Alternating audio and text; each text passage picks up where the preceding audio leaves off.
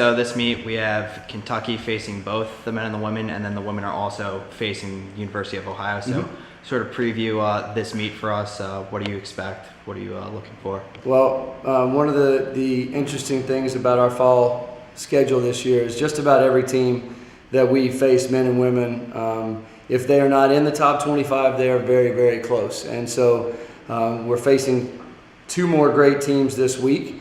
Kentucky's women just knocked off number 7 Indiana.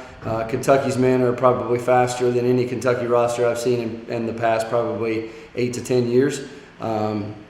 So we're going in obviously with a good SEC competition. The women have a little bit of a different dynamic in that they have a third team that's going to be competing. So it does change up our lineup a little bit as far as when people will be swimming, because there's an extra heat put into each of these things, so each of these events. So we have to think through some different strategies as far as our events and how we match up best with Kentucky and how we can best address any needs that we have against Ohio for the women. And then for the men, we're going in just straight up, going to give them our best effort and see what we can come up with. But I thought we had some good swims last week, but I think we have a lot to improve on. So we're headed out to Lexington tomorrow to hopefully remedy the things that we need to be better at and put some good races up on the board and hopefully come back with some wins. So we're returning to short course? We are going back to short course, 25-yard course. It will be a standard 16 event format, and that's the default way to do it. There were some different requests for some different events, and the coaches decided to go with the NCAA default format. Cool.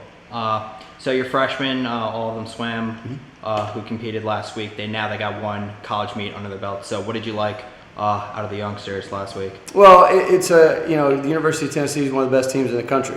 And so it's interesting to see how they react, how they handle the nerves, how they handle the stress of a meet, and teaching them things along the way that they don't know about the college process. And so I think they learned a lot about themselves last week. The things that they individually need to improve on, the question now becomes, are they disciplined enough to do that? When we go on the road, when we're swimming another SEC team, another good Ohio team, are they disciplined enough to fix the things that we identified last week that they need to fix, whether it be something with race strategy, something technical?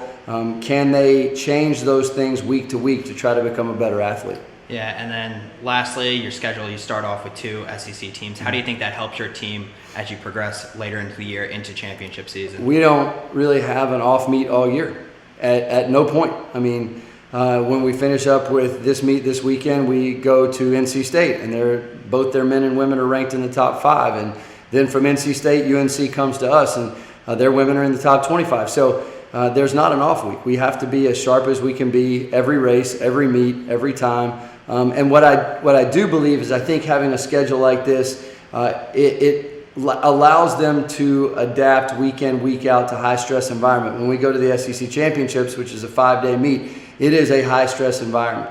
And so having practice throughout the year with that and being able to operate with that anxiety is a good thing to have under your belt. So I think it provides challenges. Everybody would like an easy week, but what do you learn from an easy week? So we're gonna attack each week. We're gonna go out, and the first thing we're gonna look at is how we can go out and race Kentucky and try to get wins, and how we can go and race Ohio's women and try to get a win there. We'll deal with NC State after that.